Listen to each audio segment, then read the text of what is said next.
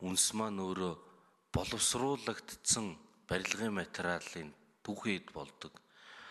Олон улсад сүүлийн үед бүр зарим төрлийн хуур металл, үнэтэй металлыг хүртэл үнснээс ашиглаж гаргаж авдаг болсон ийм зүйл байгаад байгаа. Бид нар энэ хаягдал үнсний тухай асуудлыг мөнгө олгох боломжтой байгаа. Тэгэхээр одоогийн нөхцөл байдал нь бол өөр газар худалдаж аваад тийшээгээ хуучин үнсээ тээвэрлэхэд бид нар бүр улсын төсвийг зарцуулж гин гэдэг бол байж боломгүй үйлдэл. Тэгэхээр энэ үрэлгэн дээрээс нь шаардлагагүй мөнгийг бид нар заавал улсын төсвөөс гаргаж тавихын оронд ямар шийдвэрлүүдээр ямар технологи инновац ашиглаад энийг дахин ашиглах боломжууд байна.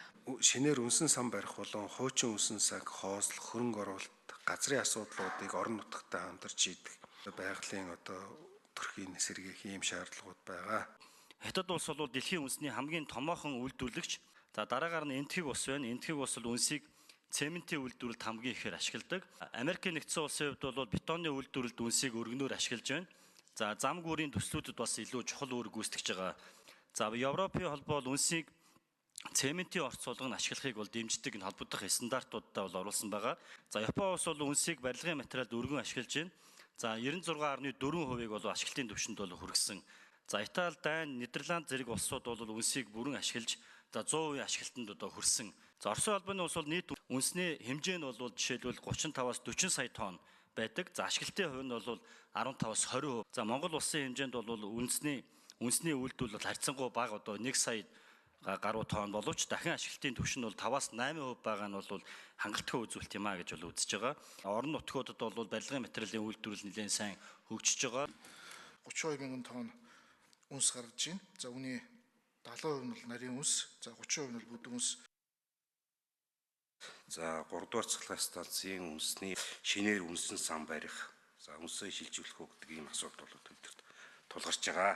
Энэ 14%-ыг яаралтай хамгийн ихний ээлжинд ядаж 50-60% өргөхгүй бол маш их барилгын үнэтэй түүхийд одоо зөвхөн өнөөдөр Улаанбаатар орчимд байж байгаа бетон зуурамгийн үйлдвэрүүд, цементийн үйлдвэрүүд дээр тооцоо хийгээд үзэхэд энийг одоо 53 мянган тонныг 200 мянган тонн болох бололцоо байгаа юм байна л гэж харж байна. 7000 м куб нэг ширхэг силос барих хүртэг бол нэг ойролцоогоор 2.8-аас 3 тэрбум төгрөг байгаад байгаа. За тэгээд нэг 4 ширхэг силос гэвэл нэг 12 төгрөгийн өртөгтэй байгаамаа.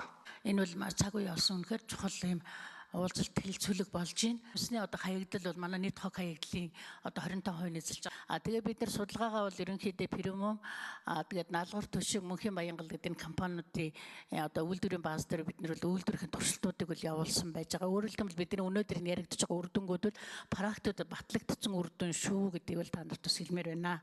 Манай цементийн хүчин чадал нь 4.6 сая байхад одоогийн манай үйлдвэрлэл 2.3 дээрээс нь 300 мянган тонн импорт хийгээд ирэхээр зэрэг ерөнхийдөө бид нар 200 мянган тонныг хэрвээ бид нар хураагаад хэрглэж сурчвал ялангуяа жижиг одоо үйлдвэрлэгч нар тоосго одоо цементэн тоосго блок гэдэр дээр бол маш их хүргээ хэрэглэх юм боломжтой.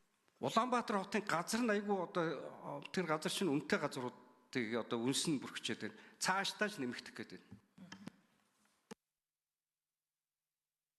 Цахилгаан станцууд маань өөрөө энэ чинь үйлдвэрийн хаягдал үнс нэгдүгээр шүү дээ. Үнсээ хаягдал үнсээ буцаж хэрэглэгчнүүдэд буцаагаад өндөр үнээр зараад байна. За тэгээ хоёрдугаарт гарцсан баг. За тэгээ тээвэр логистикийн асуудал нь үнэтэй. Үйлдвэрлэгчдэр очихдоо 1 тонн 50-60 мянган төгрөгөөр очиж байна. Үнс. Гэтэл бид нэр үнсийг 50 мянган төгрөгөөр аваад нэмэлтэд ашиглах уу? Эсвэл үнснээс чанарын хувьд дутхгүй нэмэлт бүтээгдэхүүн шохон жолоогаа тээврийнхээ зардлаа шингээгээд 25 мянган төгрөгөөр аваад ашиглах уу гэвэл хувийн хвшлүүд мэдээж үнсний орон жохоон жолоогаал сонгоно.